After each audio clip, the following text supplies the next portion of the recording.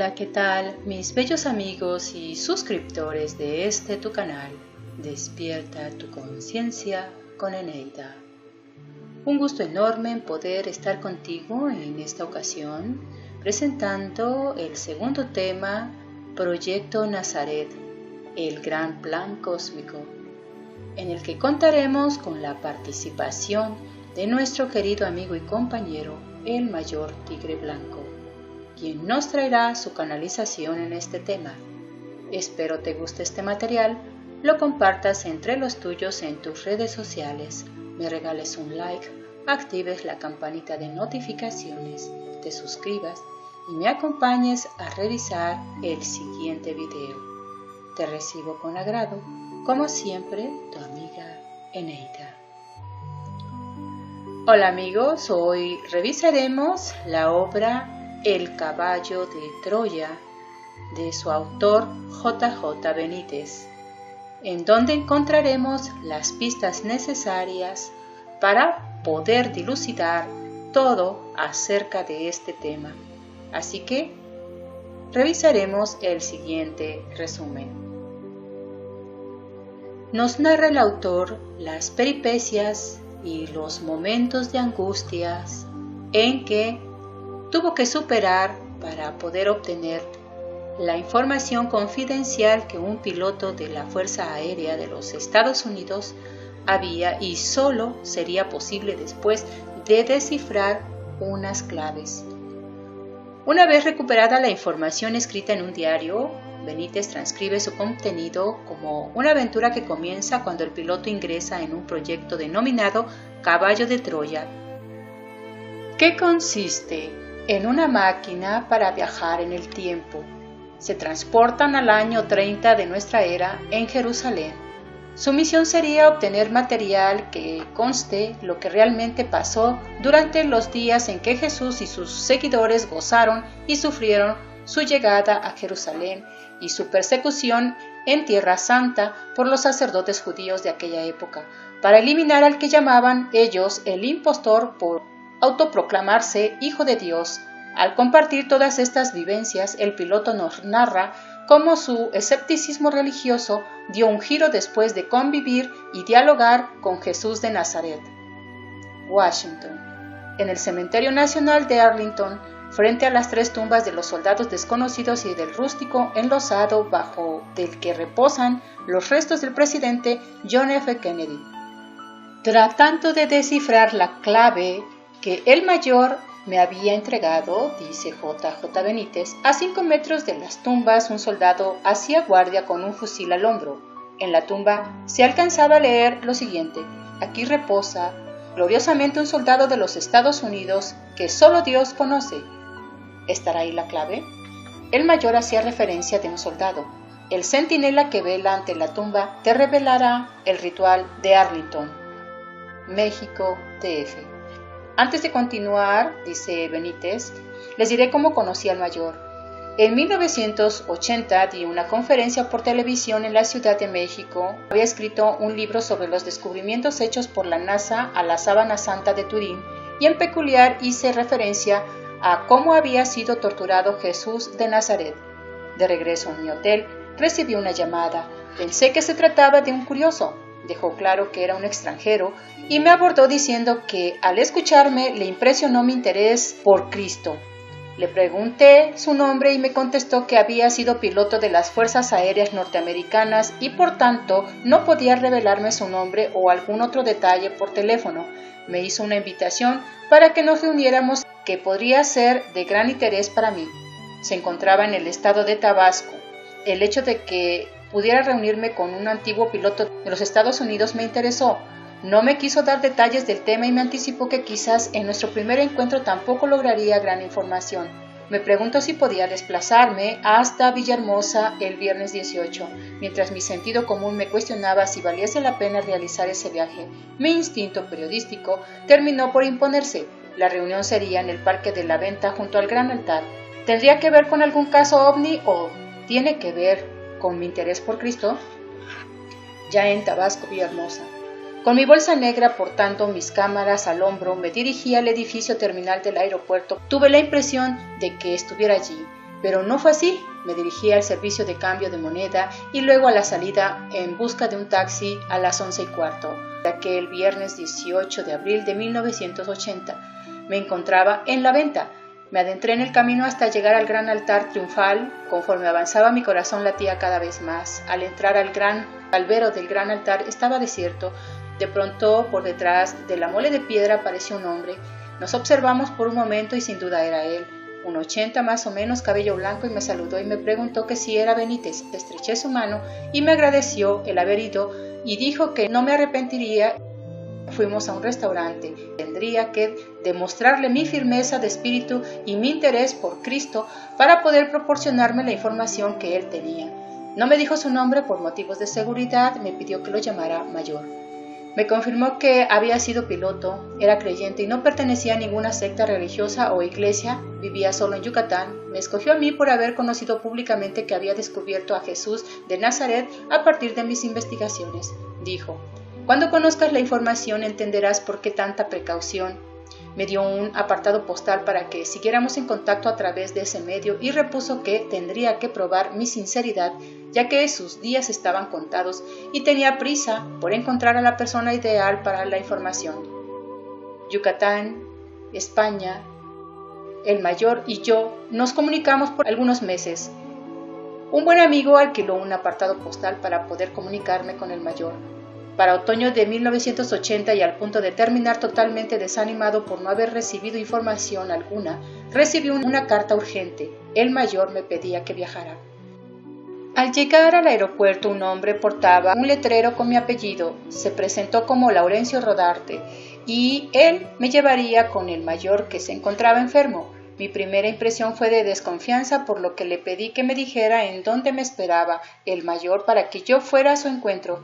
De mala gana me dijo que en Chichén Itzá, a las 4 de la tarde en el cenote sagrado. Me instalé en el hotel y emprendí el camino a mi cita. Al llegar encontré a Laurencio con el Mayor. Se veía mucho más viejo. Laurencio lo ayudó a incorporarse. Algo muy grave le había sucedido. Su cuerpo estaba demacrado. Me hacía saber que su fin estaba próximo y sería el comienzo de mi labor. Dijo que su condición era consecuencia de un proyecto secreto que realizó cuando pertenecía a la Fuerza Aérea Americana. Durante los 2 días que permanecí en el lugar, emprendí una modesta investigación. Confirmé que el Mayor era norteamericano y que sí había sido miembro de la Fuerza Aérea, e incluso, aunque él no lo supo, también logré saber su identidad. Esto me dio la seguridad de que sí existía esa información. Me preparaba para salir cuando el Mayor me hizo entrega de un sobre cerrado que debía abrir lejos de allí. Ese era el primero de 2. El próximo lo recibiría cuando él muriera. Me hizo prometer que no revelaría su identidad.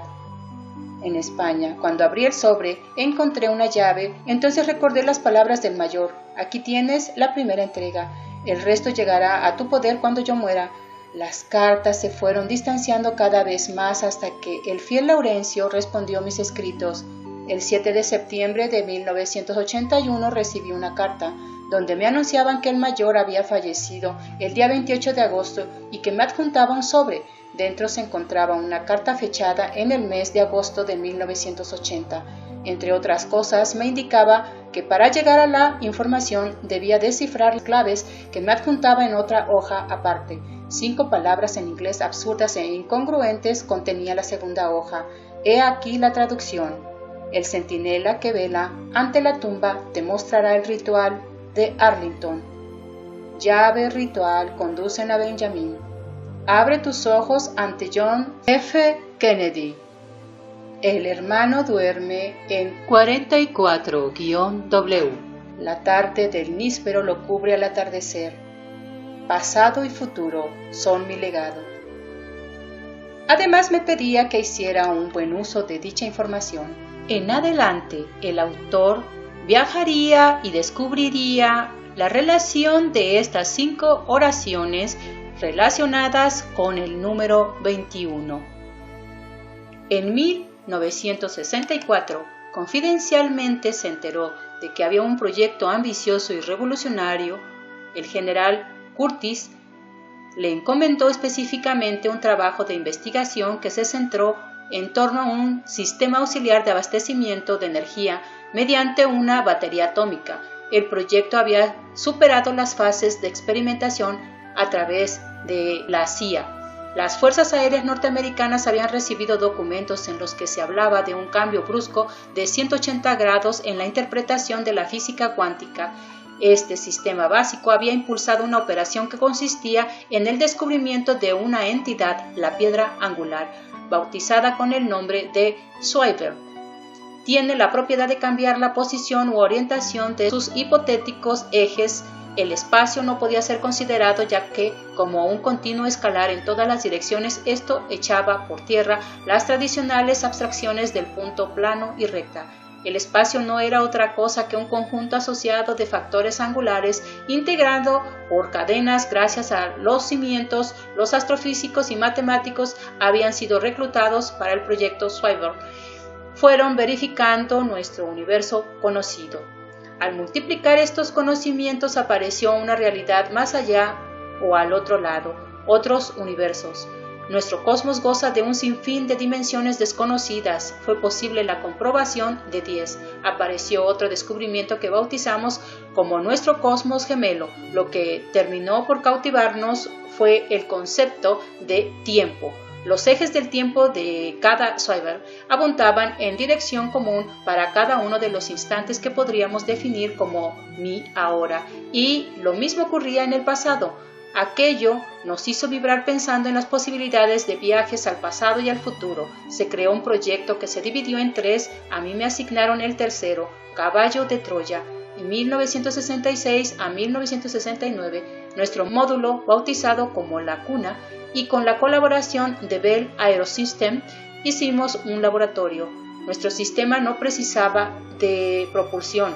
La operación de inversión de la cuna podría efectuarse en seco sin que el habitáculo y sus pies de sustentación tuvieran que moverse al lugar elegido. Si por error la cuna aparecía en una montaña, quedaría desintegrada. Después de muchos cálculos aceptamos la inversión que debía hacer siempre en el aire. Una vez localizado el punto de contacto, la cuna podría aterrizar sin riesgo de choque o desintegración. Las primeras pruebas de vuelo fueron hechas en otoño del 69. Se llevaron a cabo hasta 6 retrocesos en el tiempo. El general Curtis nos reunió el día que había llegado. Teníamos 3 fechas que debíamos escoger. La primera fue el año 30, pasión y muerte de Jesús. En 1478, averiguar si Colón obtuvo una información confidencial para descubrir América, y en 1861, conocer los antecedentes de la Guerra de Secesión y los pensamientos de Abraham Lincoln. La primera opción fue la escogida. Fui elegido para tripular la cuna. La responsabilidad me abrumó. Me designaron por ser escéptico en materia religiosa. Nuestro traslado en el año 30 requería aceptación y cumplimiento. No podíamos alterar las cosas en nuestro viaje. Una vacilación nos podría costar la expulsión del grupo. Tuvimos que transportarnos a Palestina para llevar a cabo el proyecto. La operación contempló 2 fases. Primero, el módulo sufriría el proceso de inversión de masa con nosotros a bordo. La segunda sería abandonar la cuna. Me preparé varios meses para aprender la lengua de Cristo. En 1972 por fin me consiguió que Israel autorizara la entrada de nuestro equipo, que por supuesto era totalmente secreto. Se eligió el Monte de los Olivos para la realización del proyecto. Era una zona propicia para tomar la tierra de la cuna. La fecha sería 30 de enero de 1973. Teníamos 3 semanas para la preparación del proyecto. Para el día 25 la cuna había sido montada en su totalidad. 3 días antes de la operación repasamos todos los detalles del viaje. Mi compañero, al que llamaré Eliseo, tenía que permanecer 11 días de exploración al mando de la cuna. Yo desembarcaría para tener la aproximación con el maestro. El día había llegado a las 23 horas. La cuna comenzó a elevarse a los 3 minutos de las computadoras. Coaccionaban el sistema empujando los ejes de Schwaber. Enfundamos nuestro viaje, trajes espaciales, con el ritmo cardíaco alterado. Habíamos retrocedido en el tiempo. Nuestra posición no había variado. Distinguimos un extenso núcleo luminoso. Se trataba de la ciudad santa de Jerusalén. Se apreciaban otros 2 grupos de luces al este-sureste, Betania y Beth-Hagé. Según nuestras fuentes, el Galileo entraría a Betania el 31 de marzo. yo debería de estar allí. Con un día de anticipación antes de proceder al descenso, terminamos las mediciones topográficas de la ciudad de Jerusalén. Las medidas del templo eran portentosas, ocupaban la quinta parte de la ciudad. El templo de Herodes era monumental y la torre Antonia residía en la representante de César, una soberbia construcción. Los aparatos registraron 2 murallas por demás muy extensas, una que separaba la ciudad en 2 y la otra rodeaba. A las 10:15 la cuna se posó en la cumbre del monte. A las 11 realicé los preparativos para la salida al exterior. La ropa que llevaría fue escogida escrupulosamente, debía hacerme pasar por un honrado comerciante griego. En mi oído llevaba un transmisor y un microtransmisor instalado en una hebilla que sujetaba el manto sobre mi hombro. Con esto tendría una eficiente conexión. Dejé crecer mi barba. Cambiaría una libra romana en pepitas de oro, las guardé en una bolsa que colgué del cinturón. A las 12 horas salté a la tierra y proseguí con la localización de puntos de referencia. Eliseo podía comunicarse conmigo dentro de un radio de 50 millas. Cauteloso me adentré en los olivos donde se distinguía la dorada cúpula del templo y las murallas de Jerusalén. Busqué el camino que había visto desde el aire, él me conduciría a Betania. En adelante, el autor buscaría la forma de acercarse y conocer a Jesús de Nazaret, lo cual le fue concedido. Amigos, es momento de recibir la canalización del Mayor Tigre Blanco, así que adelante. Muy buenas tardes, mi querida Eneida. Un gran placer estar nuevamente aquí contigo. Un gran saludo a los hermanos estelares. Un gran abrazo de luz sanadora a la distancia para los canales UFO Urma Titans y Contacto Arturiano Nadi Urma. Pues para seguir hablando del capítulo número 2 del Cron Urma, el libro de los crononautas Urmas.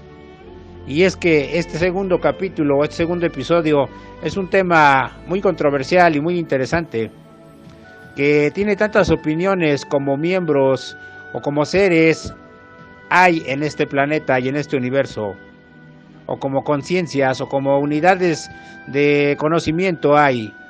Cada quien tiene su propia versión y es válida y respetable desde su punto de vista de evolución. Y es que hablar del Maestro Jesús, o Joshua como muchos lo conocen, o Isha, es hablar de un gran ser que vino a este mundo, de un gran avatar, maestro ascendido, que vino a darnos un conocimiento enorme para la evolución de una raza, de el Homo sapiens, del ser humano. Y es aquí donde los crononautas Urma se han remontado a estos tiempos donde Jesús impartía sus enseñanzas. Pero es aquí donde ya entramos a un tema controversial, puesto que hay quienes afirman que nunca existió y hay quienes afirman que es un ser de origen Anunnaki o que es un ser extraterrestre. Hay muchas versiones y podemos encontrarlos a lo largo de la web, todo tipo de postulaciones y de teorías que hablan sobre de este gran ser. Pues bueno, la información que yo tengo por parte de los crononautas Urma es una canalización de un servidor, el Mayor Tigre Blanco, que en ese sentido nos va a remontar a la época del Galileo, al gigante de Galilea, como se le conoce. Y es aquí donde vemos que su origen es remontarnos a su nacimiento, y que el calendario actual que corre en el 2021, en realidad estaríamos en el 2027, porque él nació 6 años antes. Es lo que se tiene registrado según el calendario actual, y ya con las transformaciones y los adecuamientos gregorianos que se han hecho a través del tiempo. Y bueno, se narra mucho de una novela del autor J.J. Benítez, en el que hubo un experimento en el que fueron al pasado en una nave, y que personajes como Jason o Jasón, como se le decía, y Eliseo estuvieron ahí presentes en las andanzas del maestro. Y esta información de tipo militar hasta cierto punto es cierta, es verídica, puesto que con las tecnologías de las que hablaremos más adelante, como la tecnología de Looking Glass y otras tecnologías de viajes en el tiempo, se puede acceder de una manera cuántica a ese mundo o a esos tiempos en los que estuvo el Maestro Jesús encarnado. Y es aquí que hay que decir que yo, en lo personal, desde que recuerdo, siempre me pregunté qué pasó con el Maestro Jesús de los 12 hasta los 30 años que empezó a predicar, o que empezó más bien a divulgar sus enseñanzas. Y es aquí que por eso la Biblia es un libro que ha estado muy modificado, muy adecuado a los intereses de las élites, a los intereses, y cada quien interpreta de manera diferente este texto sagrado.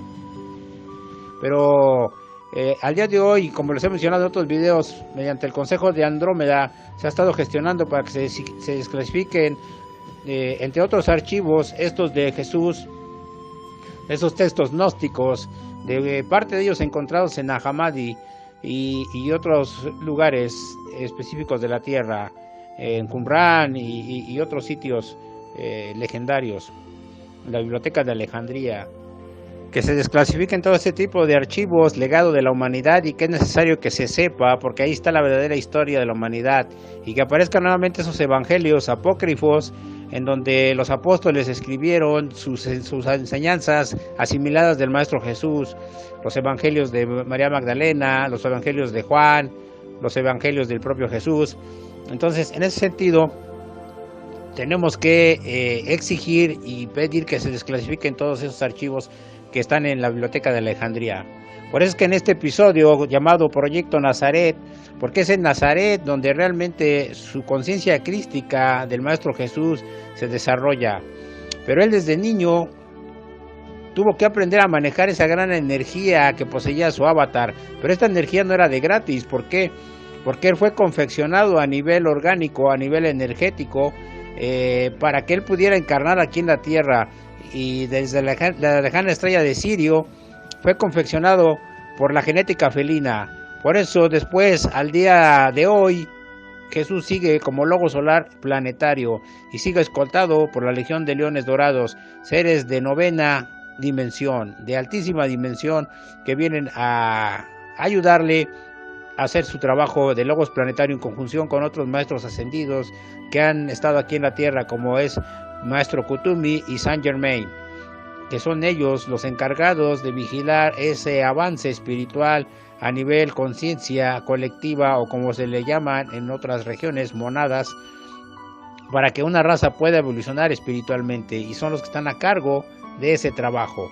Pero bueno, en ese sentido nosotros tenemos que seguir trabajando en ello para que logramos esa ascensión energética. Es por eso que se preguntaba que si era Anunnaki. Claro que Jesús no es Anunnaki, Jesús es de un origen siriano, donde están los leones azules, seres de altísima dimensión que han evolucionado, y que estoy de acuerdo con lo que decía Rodrigo Romo, que esos seres de Sirio, esos leones azules, han evolucionado de una gran manera, y que nosotros, los Urma, que pertenecemos en su mayoría a la séptima dimensión, como un servidor en su nivel 3, estamos aquí todavía cazando draconianos y ayudando a la humanidad como guardianes interplanetarios para que la humanidad pueda salir. Pero Jesús, su gran energía crística, sigue flotando dentro y fuera de la Tierra, en el micro y en el macrocosmos de nosotros. Por eso es de que los Urma nos dicen en sus viajes que conocieron al niño Jesús en su etapa infantil, que él esa gran energía la tuvo que aprender a conducir y a canalizar, porque era tanto su poder energético que así como podía ayudar, y como después lo hizo, a resucitar muertos, podía también causar el descenso de las personas que no le agradaban, porque como ser humano encarnado tenía la polaridad positiva y negativa, y era capaz también de causar un desencarne de cualquier ser que tratara de atacarlo. Y por esto el Maestro Jesús tuvo que elevar su frecuencia a un nivel también psicomental, para que no tuviera ningún contratiempo y pudiera llevar a cabo su misión. Y es aquí que en los años perdidos de Jesús y de este proyecto que nos habla JJ Benítez en Caballo de Troya, en cierta forma tiene razón, porque se ha tratado, y se dice por ahí, de clonar al Maestro Jesús. Pero hay que recordar que esto es un proyecto de la Federación que viene desde muy arriba. Todo está supervisado y no es así como que ya voy y clono al maestro o me robo su genética, sino que precisamente esa es la labor de los crononautas Surma, ir a custodiar al maestro Jesús, a cuidarlo de cualquier tipo de cosa que se le pudiera hacer o se le pudiera atacar. Entonces, en ese sentido, esta teoría de querer ir por la genética del maestro Jesús y de clonarlo, pues no tiene como que mucho fundamento, porque aún en ese tiempo, en su encarnación, Jesús es escoltado y custodiado por los leones dorados. Por eso es de que les digo que la información que tenemos es como piezas de rompecabezas que las tenemos que ir ajustando. Y en esos años perdidos de Jesús, Jesús se hizo cargo de su familia hasta los 17 años. Pero con toda esa sabiduría y todo ese conocimiento que tuvo, inició varios viajes. Hizo 3, por decirlo así, en 3 etapas diferentes, 3 tours de viajes. Fue a India, en Cachemira, fue a las pirámides de Egipto y regresó a Alejandría, donde en alguna ocasión sus padres, cuando él era muy niño, muy bebé, lo llevaron. Y se recreó en esa biblioteca de Alejandría, que él sabía que ahí estaba el conocimiento o parte del gran conocimiento humano. Posteriormente, después del evento de la crucifixión, él hizo otro viaje a otras regiones ancestrales en el Medio Oriente y más allá. Entonces, todo esto tiene que salir a la luz, porque ahí está atestificado por los viajeros del tiempo. Entonces, entendemos en ese sentido, y para todos los que dicen que la segunda venida de Cristo en realidad no es un avatar que va a reencarnar como Jesús, sino es la energía, la conciencia crística. Porque ahorita que les hablaba de la ingeniería genética que se hizo para fortalecer el avatar donde iba a encarnar Jesús, que se hizo en Sirio, fue un proyecto a nivel de los Kumara y más allá, más elevado, a nivel de los hijos paradisíacos, en los que acordaron que tenía que encarnar este logos planetario, y para esto la energía de Micael fue en conjunción con el ser crístico, con el alma elevada de Jesús, que encarnaron como uno solo en un fractal, y por eso tenían tanta fuerza y tanta energía para poder llevar a cabo su misión. Es aquí que al día de hoy esos seres, hijos paradisíacos o ángeles, como se le conoce, siguen apoyándonos en muchas de nuestras misiones urmas aquí en la tierra, como lo puede ser Micael, como lo puede ser Gabriel, Maestro Kutumi, Maestro El Morian, Kuan Yin, Kutumi, como les decía, Lady Nadi, y tantos maestros ascendidos, que ellos, y al igual que el Maestro Jesús, nos dieron el mensaje de no venerar, de no ser ídolos de barro, sino de fundirnos en el Opus Magnum del que nos hablan los Urma para cristificarnos. Esa es la verdadera venida del segundo Cristo. Entonces, en ese sentido, tenemos que entender cuál es el proceso real de cada uno con relación al Cristo, y que las religiones han deformado. Porque ese Cristo que yo veía desde niño en las iglesias, todo golpeado y todo masacrado, yo desde niño, que tuve una conciencia un tanto abierta, entendí que eso no podía ser lo que significaba el mensaje de Cristo, verlo crucificado, verlo todo masacrado, verlo sangrante, que más bien era como en el tiempo de Espartaco, un estandarte que se ponía para que la gente y el conglomerado que quisiera imitar al maestro viera lo que había pasado. Es como en esos tiempos de los romanos, cuando alguna legión vencía sobre otra, ponían de ejemplo en crucifixiones para ejemplo de los demás.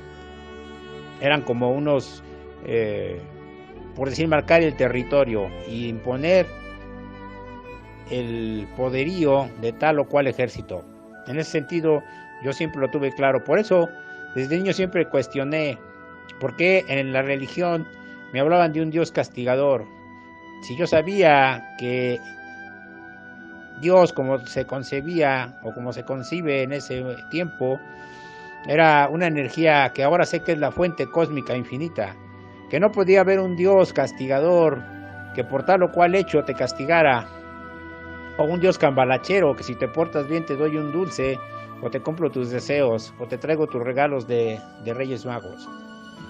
Es por eso que al día de hoy todo este conocimiento se devela para que nosotros en estas épocas navideñas no nos deprimamos por lo que no tenemos, pero tampoco teniendo en abundancia despilfarremos o hagamos uso de los defectos de carácter o de los arcontes, como es la avaricia, como es la glotonería en comidas y bebidas. Y no esto quiere decir que uno se vaya a elevar al grado de un santo, sino que simplemente es controlar las frecuencias, equilibrarlas para que nosotros podamos tener una vida espiritual y podamos tener una real meditación y cristificarnos en la unión con la fuente. Es por eso que al día de hoy seguiremos hablando de lo que es y fue el Maestro Jesús. Entonces, en ese sentido, les comentaba yo que no era posible que nos mostraran ese evento de la crucifixión de tal manera como lo hicieron ellos, ¿sí?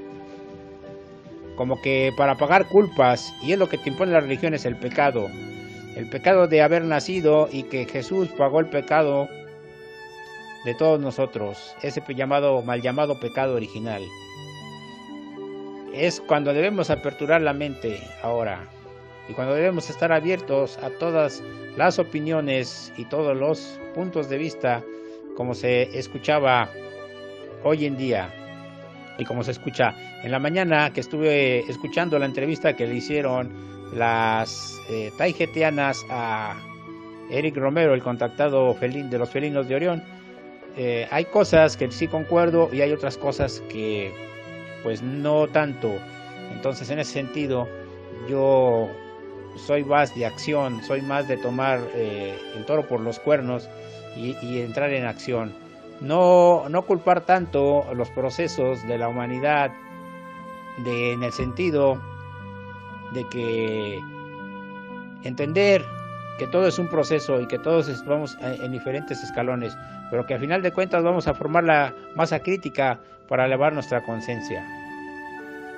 Entonces, regresando al recorrido del Maestro Jesús en sus viajes, él tuvo que prepararse, y lo he corroborado, como lo afirman muchos en sus registros akáshicos, de sus viajes a Cachemira, a Egipto, al Tíbet y al lejano Japón, donde él estuvo yendo y aprendiendo antes, durante y después de su divulgación. Y que realmente, porque muchos dicen que la crucifixión no existió, yo ahí, y con grandes contactados, yo ahí difiero un tanto de que el evento de la crucifixión sí existió, puesto que era una práctica que se hacían comúnmente con los romanos. Pero aquí lo que sucede es que Jesús, en realidad, lo que me dicen los crononautas Urma, que en realidad no tuvo ese proceso de desencarne en ese momento, sino que inició su tercer viaje hacia Oriente, pero él tenía la capacidad de hacer el actus mortis, que era suspender todos sus órganos vitales y todas sus funciones y parecer como que había muerto, pero en realidad no estaba muerto, en realidad estaba en estado de actus mortis, de muerte suspendida. Por eso él pudo salir y pudo regresar y hablar con sus apóstoles. Y la sábana de Turín, que dicen que si es falsa, que no es falsa, aquí lo que me dicen los crononautas Urma es que no es falsa, que sí es verdadera por los exámenes que tienen de alta radiación. Pero eso no significó que él haya transfigurado, porque la desencarnación no se transfigura a nivel molecular en alguna prenda material, sino que simplemente era un efecto que él tenía de radiación. Si nosotros lo tenemos, nosotros no podemos observarlo, pero en cualquier prenda o cualquier metal que nosotros usemos dejamos cierta radiación. Esto me lo enseñó el profesor Capriles en la escuela de psicometría. Entonces él, que era un ser dotado genéticamente desde Sirio, él tenía mucha radiación, digamos, un campo de 3.000 kilómetros a la redonda, podía ser su radiación, como una gran orgonita que funcionaba en él. Por eso es de que existe esa transfiguración radial en la sábana de Turín. Pero bueno, esto, como decíamos y como decía Eric Romero en la mañana, simplemente es una canalización. Ahora, lo que dice en una parte de los pleiadianos de que Jesús no existió, lo que pasa es que hay que recordar, y estamos tratando en este episodio 2 del Proyecto Nazaret, de que hay muchas líneas temporales y muchos universos alternos, y ellos han ido por un universo alterno en el que Jesús nunca existió. Pero eso no quiere decir que no sea falso, sino que ellos accedieron a ese universo alterno, y es tan válido como este, pero en la línea temporal que estamos nosotros es la historia que les he narrado, ¿sí? Y ahí no se puede cambiar, sino se puede nada más hacer otras vertientes de diferentes ramificaciones de líneas temporales, que al final todas se van a unificar en una sola con nuestro trabajo de hoy en el presente, para podernos guiar hacia una línea temporal de despertar y de liberación planetaria. Eso es lo que se está buscando ahorita con estas divulgaciones de los crononautas Urma. En esos años perdidos de la vida del Maestro Jesús, hizo 3 viajes en 3 diferentes etapas de su vida. Un ser de alta conciencia crística como él y alta energía espiritual necesitaba prepararse para la revelación, para difundir su legado y difundir ese conocimiento de elevación para toda la humanidad. Es por eso que en ese viaje previo a su revelación viajó hasta donde estaba esa hermandad conocida como los esenios, que le enseñaron todos los textos gnósticos y legados ancestrales y revelaciones para que pudiera cumplir su misión como Mesías. Es aquí donde fueron sus grandes maestros que le enseñaron, pero también posteriormente hizo viajes a la India, donde intercambió puntos de vista con los brahmanes y que incluso llegaron a pensar que los estaba eclipsando, pero al final reconocieron que su conocimiento iba más allá de lo que la humanidad en esos momentos podía asimilar. Viajó también con los grandes sacerdotes egipcios, donde le enseñaron astronomía y las verdades de las pirámides y cómo estaban alineadas para poder ser un faro hacia otros mundos y hacia otras civilizaciones. Y por último, después de su desencarnación, como le llamaron, viajó hasta Oriente, donde también pudo difundir, y su linaje aún persiste a lo largo y ancho de toda la tierra. Es por eso que debemos estar conscientes de la gran labor que hizo este grandioso ser de procedencia de los hijos paradisíacos de ese plan micaélico, y que su fractal de Miquel fue el que le dio esa gran fuerza y ese gran empuje de un verdadero revolucionario espiritual.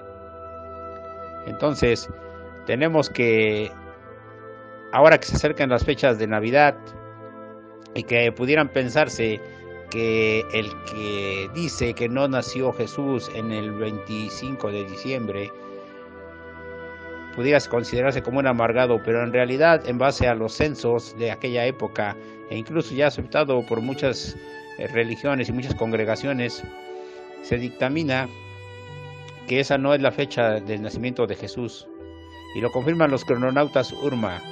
Pero todos sabemos, o muchos sabemos, que se adoptó ese día por las celebraciones que había esa época durante el reinado de Herodes el Grande, y que era el Sol Invictus, las Saturnalias y otro tipo de celebraciones.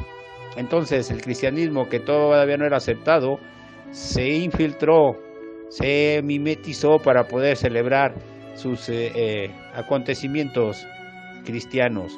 Por eso se instituyó ese día como el nacimiento de Cristo, porque así se quedó después de que Dionisio confirmó el cristianismo, después de que Constantino confirmó el cristianismo, pero Dionisio, el que hizo el calendario y el que fechó todo esto, pues de alguna manera consideró, junto con otros que elaboraron los calendarios de aquella época, que ya no era necesario cambiarlo, porque ya la humanidad estaba encaminada por ese sendero, que al día de hoy es tradiciones, y que por eso celebramos en realidad un rito pagano, el 25 de diciembre, no porque sea malo, sino porque eran otro tipo de celebraciones que no tienen nada que ver con la llegada del Mesías. Pero bueno, esto es conocimiento que se está develando al día de hoy y que el Maestro Jesús siempre quiso desde que estuvo en aquellos ayeres en su lejana adolescencia en la biblioteca de Alejandría, ¿sí? Entonces tenemos que su fecha real de nacimiento, según los cronautas Urma, son 6 años antes del año 0 que conocemos hoy en día, y es precisamente por la tercera semana de abril que él nació. Pero en ese sentido, por eso al día de hoy tenemos esa celebración de la Semana Santa, no para celebrar o de alguna manera glorificar su crucifixión, sino para tratar de opacar el nacimiento de un gran ser que vino, como en otros universos y otros mundos pudiera o han existido, como un Axon que existió también en Sirius. Todos estos seres de elevada conciencia, de fractales angélicos, micaélicos, están a lo largo de todos los universos y todas las galaxias. Es por eso que debemos entender el verdadero mensaje y significado de lo que fue esta encarnación de este grandioso ser, que al día de hoy es el Logos planetario, y que, como lo mencionaba, en conjunto con Maestro Kutumi y Saint Germain, son los encargados de vigilar el avance espiritual del conglomerado terrestre de la humanidad encarnados aquí en este mundo. Esto es un comentario que estamos haciendo en base a todos esos viajes que han hecho los cronautas en diferentes misiones, que más adelante iremos relatando y que son testigos de lo que realmente es esta línea por la cual se encamina la humanidad, esta línea temporal.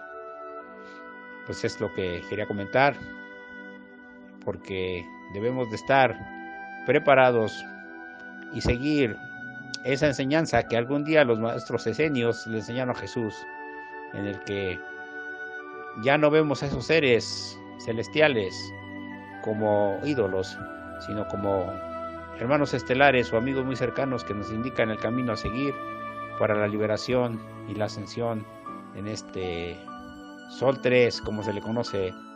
Espero, hermanos estelares, que les haya agradado este episodio del Proyecto Nazaret, y como siempre les digo, cualquier pregunta, cualquier duda, estamos a sus órdenes. Pues mi querida Eneida, fue un placer haber estado aquí con ustedes nuevamente. Esperemos hacer un nuevo video de este tema porque da para mucho más. De luz a la distancia, la energía, la paz y la luz esté con ustedes. Mi querida Eneida, un beso. Los quiero y los amo mucho. La luz esté con ustedes y nos vemos hasta la próxima. Gracias. Amigos, hasta aquí con esta información. Espero te haya gustado este tema, lo puedas compartir con los tuyos en tus redes sociales, me regales un like, actives la campanita de notificaciones y me visites en mi siguiente edición. Te mando un gran abrazo de luz sanador y protector para ti y los tuyos. Nos vemos hasta la próxima, como siempre, tu amiga Eneida. Bye.